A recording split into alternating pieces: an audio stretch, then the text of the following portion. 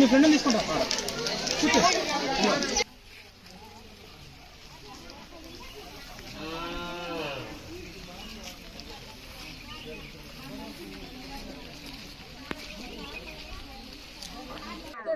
ఈ పదవిలోన మళ్ళా బాబు పెద్ద పదవికి వెళ్ళాలా.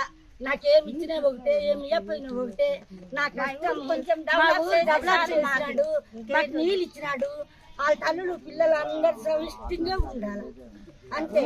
చిన్నోళ్ళు పెద్దోళ్ళు అందరు